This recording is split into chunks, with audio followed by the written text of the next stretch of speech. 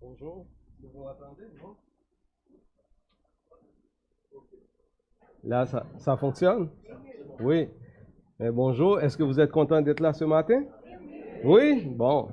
Donc, j'aimerais donc aussi saluer ceux qui nous écoutent sur le net, ceux aussi qui sont en vacances cette semaine, donc qui vont revenir bientôt. On leur souhaite de bonnes vacances.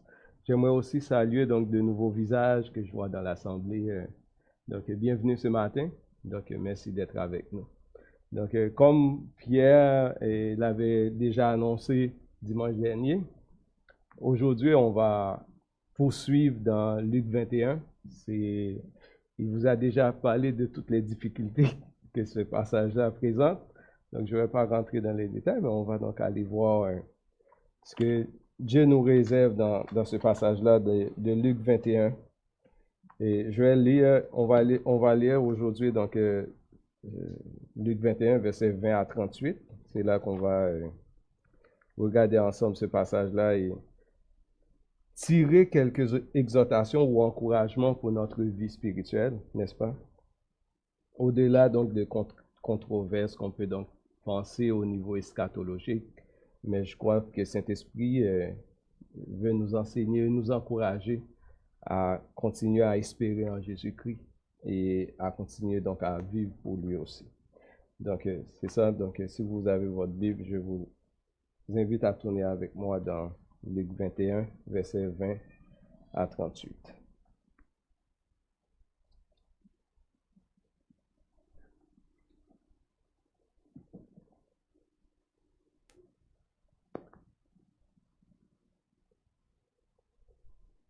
Est-ce que ça fonctionne?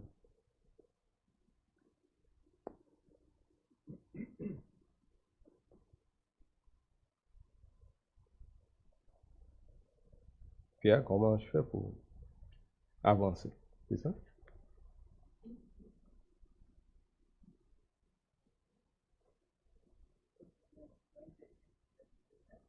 OK, bon. On... OK, bon, parfait. Ça. Je commence à stresser. C'est correct aussi. Est-ce que je... Ah, c'est moi qui réclame. C'est-à-dire, il faut que je pèse ce bouton-là. OK, c'est bon. OK, c'est ça. Oui. Bon, c'est ça que je devrais faire. Donc, c'est ça. Je voulais donc avant tout revenir et le passage qu'on va lire va parler de ça. Là. Soyez prêts, restez vigilants et continuez à être actifs au service de notre Seigneur. Donc, en fait, si quelqu'un va partir maintenant, donc, s'il part avec cette phrase-là, donc, en fait, il a déjà donc le message au complet. C'est-à-dire, soyez prêts, restez vigilants, continuez à être actifs au service de notre Seigneur. Donc, c'est là que je vais vous amener. Au-delà de controverses eschatologiques, comme Pierre l'avait déjà mentionné dimanche, on pourrait dire donc les gens qui sont à 1000, pré-1000, les gens qui pensent qu'on va donc aller avant la tribulation ou bien après la grande tribulation. Donc, si ce que donc ce passage-là veut nous enseigner, c'est d'être prêt, rester vigilant et continuer à être actif au service du Seigneur. On va lire le passage. Il dit, lorsque vous verrez Jérusalem investie par des armées, sachez alors que sa désolation est proche.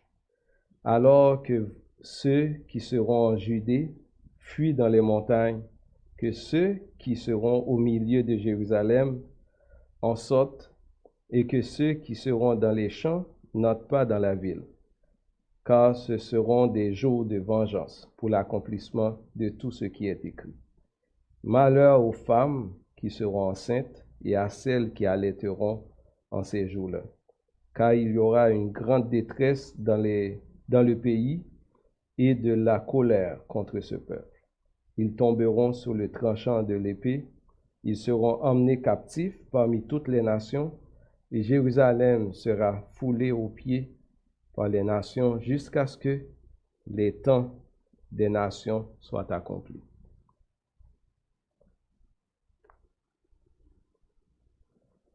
Il y aura des signes dans le soleil, dans la lune et dans les étoiles et sur la terre. Il y aura de l'angoisse chez les nations qui ne sauront que faire au bruit de la mer et des flots.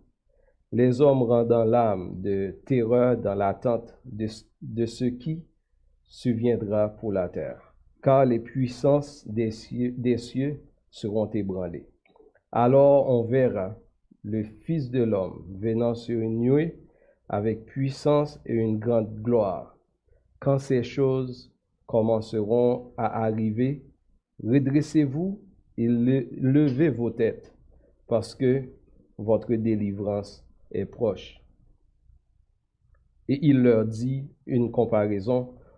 Voyez le figuier et tous les arbres, dès qu'ils ont poussé, vous savez de vous-même, en regardant que déjà l'été est proche. De même, quand vous verrez ces choses arriver, sachez que le royaume de Dieu est proche. Je vous le dis en vérité, cette génération ne passera point que tout cela n'arrive. Le ciel et la terre passeront, mais mes paroles ne passeront point. Prenez garde à vous-même, de crainte que vos cœurs ne s'apaisantissent pas par les excès du manger et du boire et par les soucis de la vie, et que ce jour ne vienne sur vous à l'improviste, car il viendra comme un filet sur tous ceux qui habitent sur la surface de la terre. Veuillez donc et priez en tout temps, afin que vous ayez la force d'échapper à toutes ces choses qui arriveront et de paraître debout devant le Fils de l'homme. Pendant le jour, Jésus enseignait dans le temple et il allait passer la nuit à la montagne appelée montagne des Oliviers, et tout le peuple, dès le matin, se rendait vers lui dans le temple pour l'écouter. On va prendre le temps de prière, ensuite on va aller donc méditer sur ce passage. Seigneur, merci pour ta grâce ce matin. Merci parce que tu es présent parmi nous et merci parce que c'est toi qui nous fortifie. Merci pour tout ce que tu nous donnes.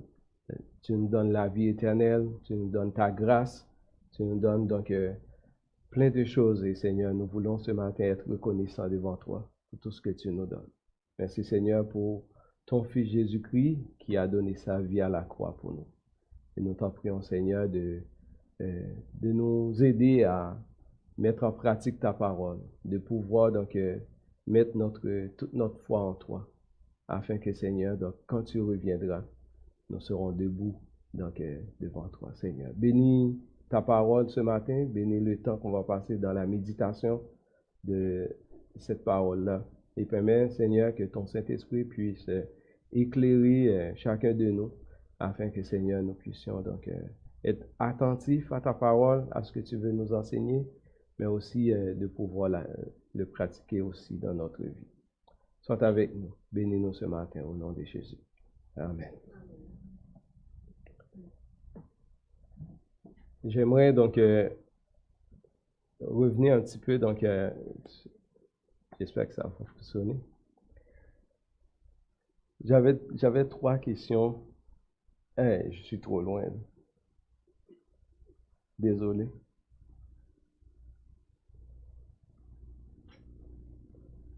Bon, là. Écoutez, j'ai lu le passage, j'ai réfléchi encore et je me suis dit, je vais retenir seulement ces 3 questions et on va réfléchir ensemble sur ces 3 questions. La première, c'est quelles leçons pouvons-nous tirer pour notre génération de la destruction de Jérusalem? Et nous, les chrétiens aujourd'hui,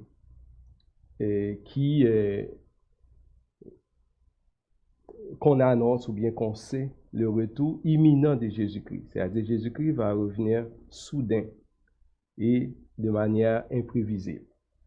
Pourquoi et comment devons-nous veiller en attendant son retour?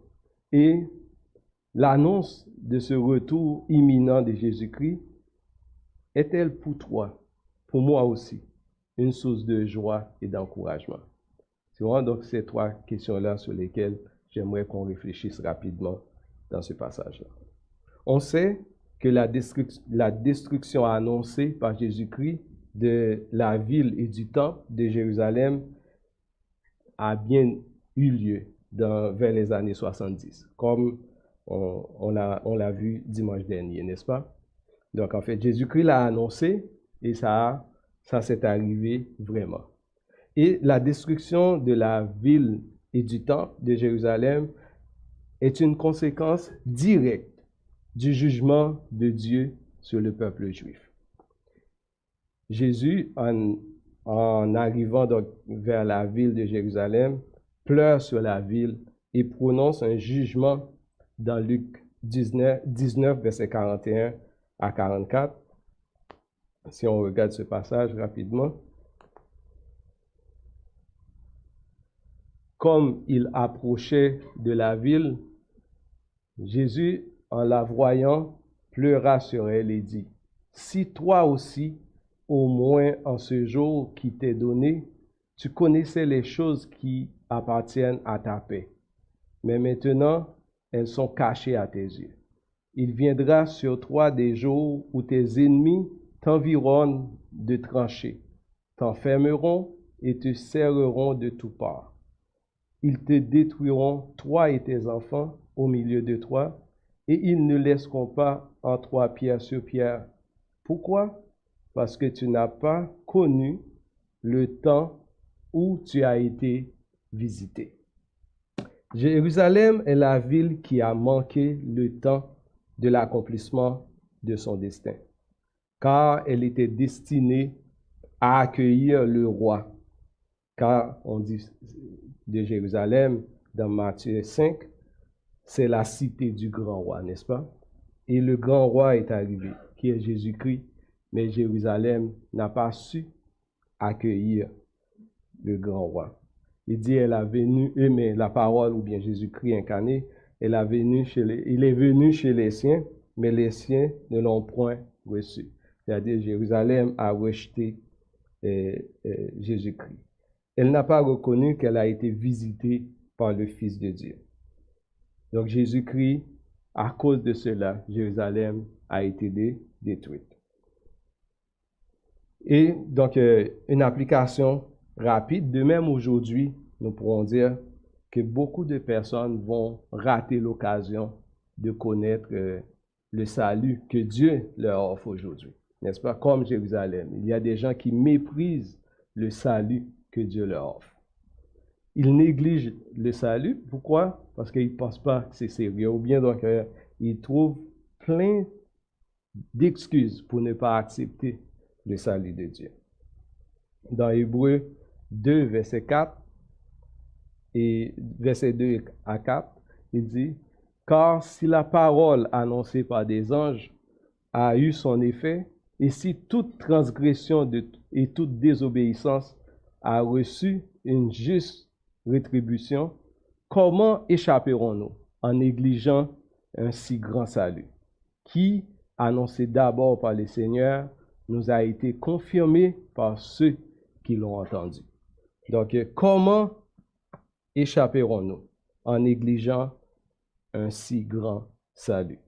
Comme Jérusalem, il y a des gens qui ne veulent pas écouter la parole de Dieu, ou bien qui négligent la parole de Dieu. Donc, ce que Jésus-Christ nous presse, c'est d'accepter sa parole, de croire à l'Évangile et de mettre notre foi en lui, de recevoir Jésus-Christ dans nos vies comme notre Maître et Seigneur, n'est-ce pas? C'est ce que donc la Bible nous enseigne.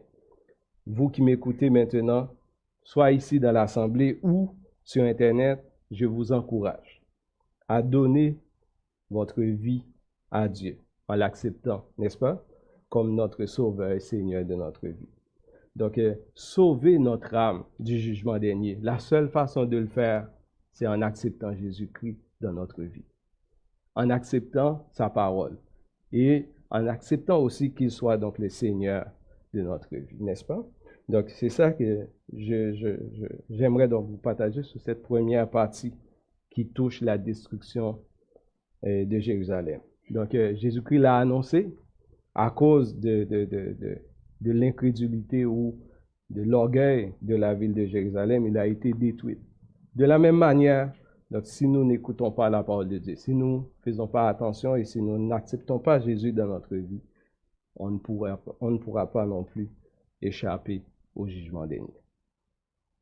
Maintenant, il dit donc que Jérusalem sera foulée aux pieds jusqu'à ce que sera accompli le temps des nations.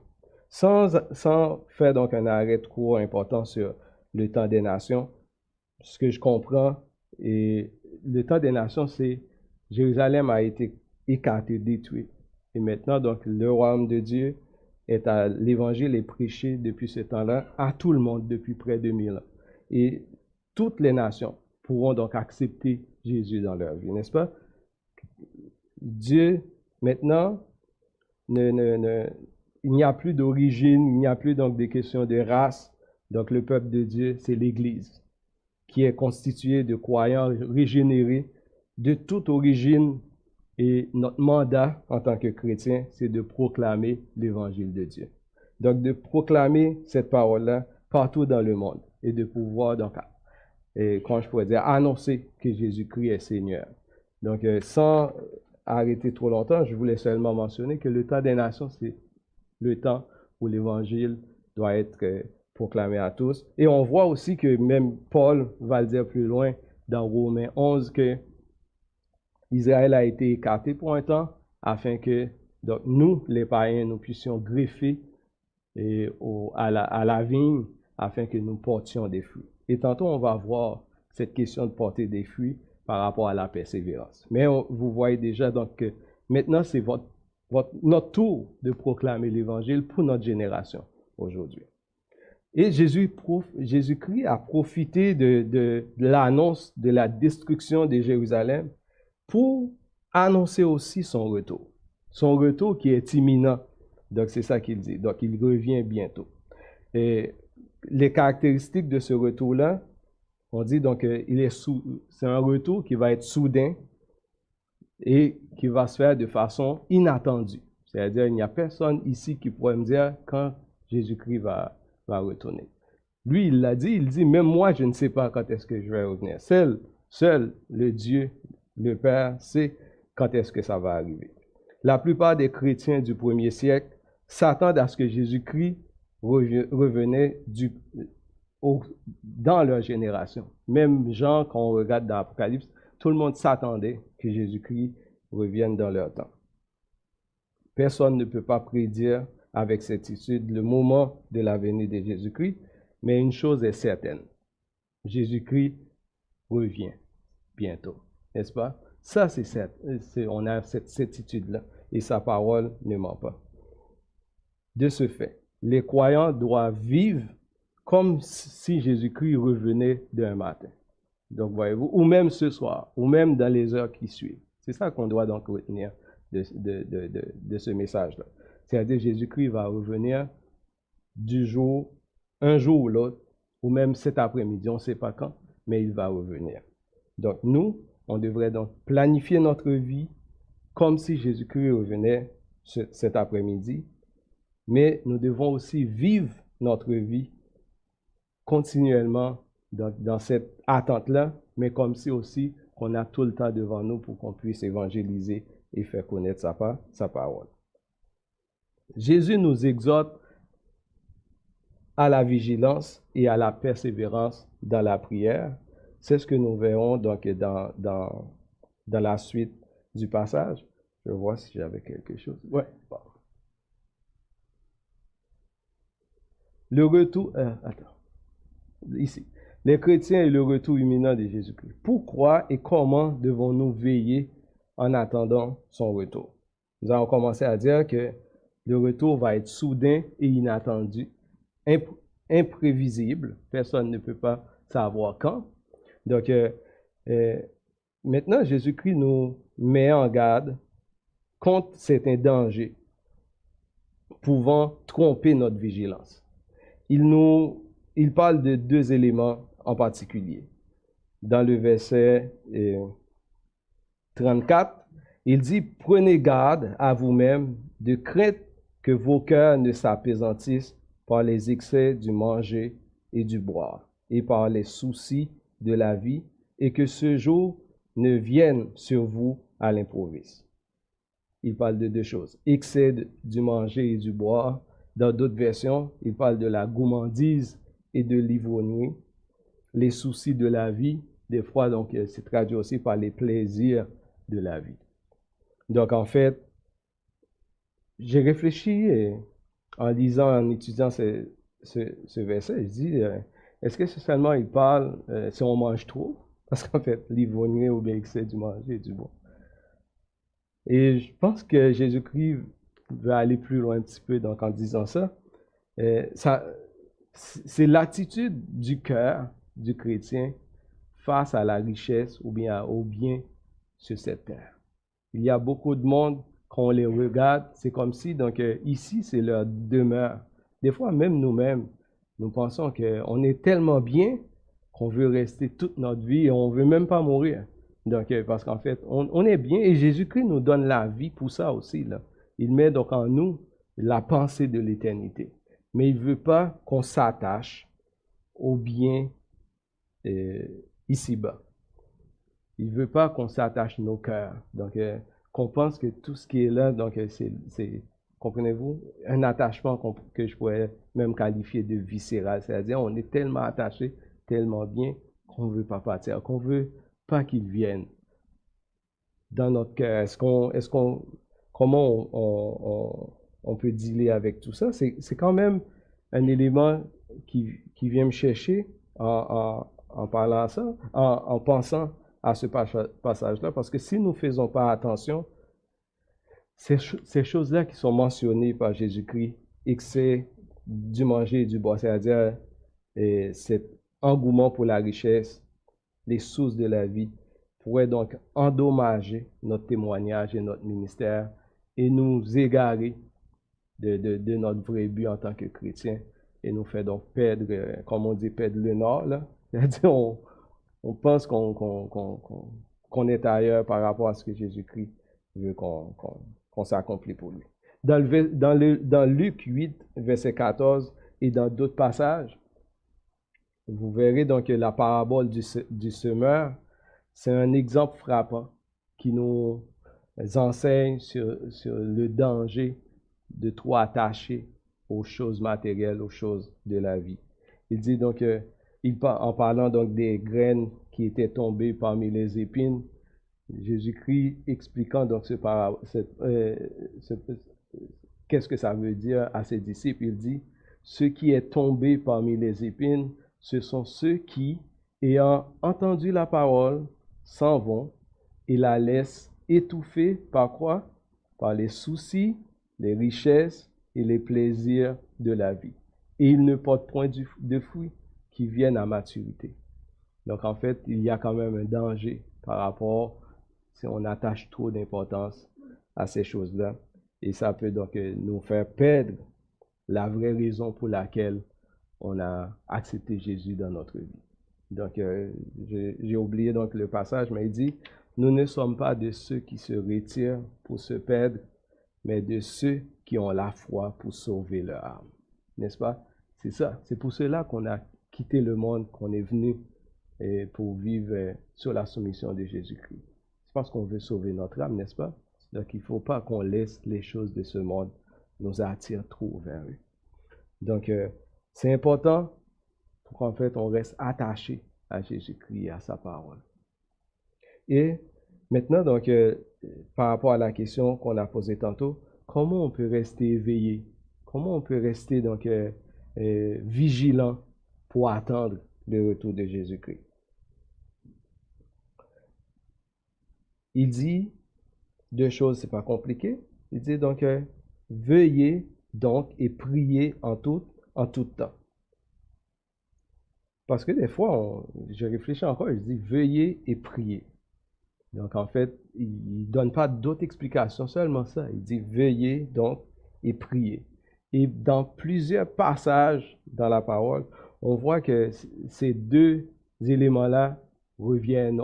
Si vous avez déjà lu donc le parabole des 10 vierges et 10 folles, et 10 vierges, 5 folles et 5 sages. Donc, en fait, on voit donc qu'il veillait. Et plusieurs passages encore, Jésus-Christ nous met en garde. Donc, il nous dit de veiller. Il y a quelqu'un qui a dit, donc, le salut n'est pas donc seulement, donc, on est venu, comme on l'a vu tantôt dans le passage, une germination initiale. Après, on prend notre ticket, on dit, donc, en fait, on a notre ticket pour le ciel, et ensuite, on laisse tomber tout. Comprenez-vous? Il y a des gens qui disent, moi, je suis chrétien, mais non pratiquant. Essayez de m'expliquer qu'est-ce que ça veut dire, je ne sais pas encore. Donc, en fait, c'est cette tendance-là de dire, donc, j'ai accepté Jésus dans ma vie, mais pas plus que ça. Donc, j'ai mon ticket, c'est comme une assurance, donc je vais le sortir au besoin, donc quand Jésus-Christ va arriver.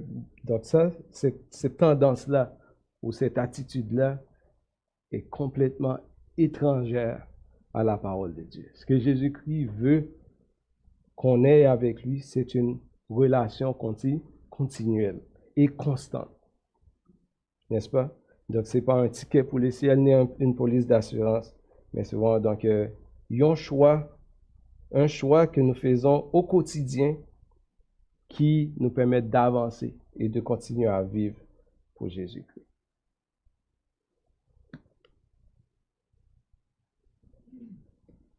Donc, il y a une réelle nécessité pour que donc, nous puissions persévérer.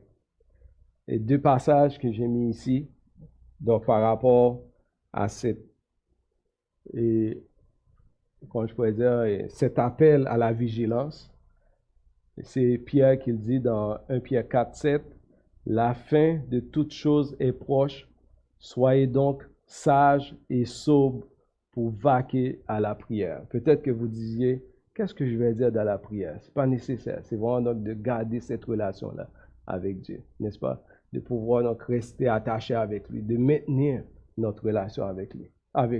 Il dit donc dans 1 Pierre 1, verset 13, « Vous donc, ayant les reins de votre entendement, ayez les reins de votre entendement sains, et étant sobre, espérez parfaitement en la grâce qui vous est présentée, jusqu'à ce que Jésus-Christ soit révélé. » Donc, vous voyez encore l'idée de persévérance, de rester attaché à Jésus-Christ.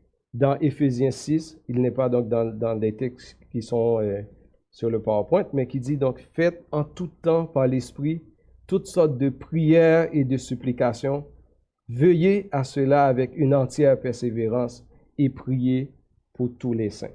La vie chrétienne, c'est une relation qui se maintient dans la prière et dans l'étude de la parole de Dieu. C'est pas vrai que je peux être chrétien non pratiquant. Ça n'existe pas. On ne peut pas être chrétien non pratiquant. Il faut maintenir notre relation avec Dieu. Dieu nous appelle pour qu'il puisse entrer en relation avec nous, pour qu'on puisse vraiment donc rester attaché avec lui. C'est pour cela qu'il nous dit, soyez prêts, restez vigilants et actifs aussi dans le ministère. C'est la seule façon qu'on pourrait donc rester éveillé.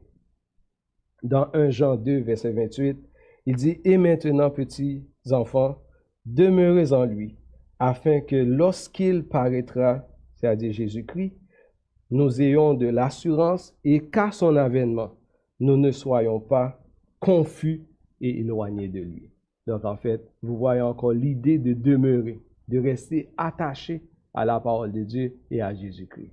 Donc, c'est pour cela que Jésus-Christ nous a sauvés, afin qu'on puisse entrer en relation avec lui et qu'on puisse rester avec lui.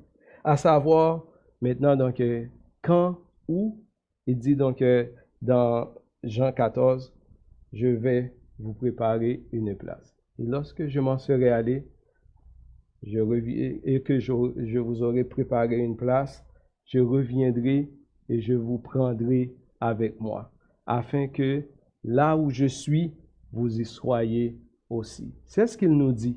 Donc, il est allé nous préparer une place. Et lorsque ce sera terminé, il viendra nous chercher. Quand? On ne sait pas. Peut-être que notre vie sur terre va terminer avant qu'il nous revienne, mais dès qu'on part, on va être toujours avec lui, n'est-ce pas? On va rester auprès du Seigneur. Maintenant, donc, j'avais donc une dernière question que j'avais mis et, en termes de conclusion. L'espérance, l'annonce du retour imminent de Jésus-Christ est-elle pour toi une source de joie et d'encouragement? On avait commencé à le dire dimanche que ce passage-là veut avant tout nous rassurer. Parce qu'il dit dans Luc 21, verset 28, quand ces choses commenceront à arriver, redressez-vous et levez vos têtes parce que votre délivrance approche.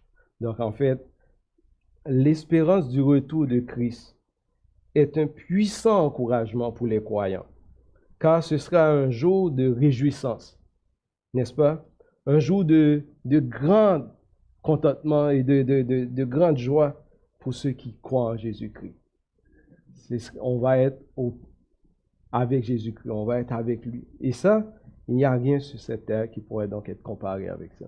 Donc, toutes les richesses trompeuses, tout ce qu'on peut avoir comme plaisir sur cette terre, rien ne pourra donc comparer avec la joie ineffable qu'on va avoir dans la présence de Dieu. Ne nous laissons pas, quand je pourrais dire, berner par ce qu'on voit, parce que nos yeux voient, par rapport à ce que Jésus-Christ ce qui nous attend dans l'éternité. N'est-ce pas? Il faut vraiment donc qu'on soit vigilant. Il fera en ce jour-là toutes choses nouvelles. Ça va être vraiment donc une nouvelle, comment je pourrais dire, une vie nouvelle et qu'on n'a pas de mots actuellement pour décrire ce qui nous attend dans l'éternité. Donc, il ne faut pas qu'on rate ce jour-là.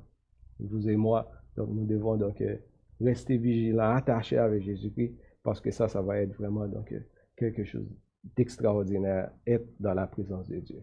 Dans Apocalypse 21, versets 3 à 5, et Jean, dans sa vision, il dit, « Et j'entendis du trône une forte voix qui disait, « Voici le tabernacle de Dieu avec les hommes. Il habitera avec eux, et ils seront son peuple. Et Dieu lui-même sera avec eux. Il essuiera toute larme de leurs yeux, et la mort ne sera plus. Et il n'y aura plus ni deuil, ni cri, ni douleur, car les premières choses ont disparu. Et celui qui était assis sur le trône dit, Voici, je fais toutes choses nouvelles. » Extraordinaire, n'est-ce pas? Donc c'est ça notre espérance. C'est ça que Jésus-Christ veut et nous invite. C'est ce qu'il veut partager avec nous, son éternité. Il veut partager avec moi et vous. C'est ça donc l'amour qu'il a manifesté pour nous à la croix. Il s'est donné sa vie à la croix afin que nous ayons la vie éternelle. Une vie extraordinaire qu'on ne peut même pas décrire. Donc il veut essuyer toute l'âme de nos yeux. Il veut nous donner une vie nouvelle, une chose extraordinaire, n'est-ce pas? Il y a un chant qui dit, je le connais en créole, mais qui dit, auquel grand jour, j'essaie de le traduire ici, auquel grand jour quand je verrai Jésus-Christ, je serai heureux pour toute l'éternité.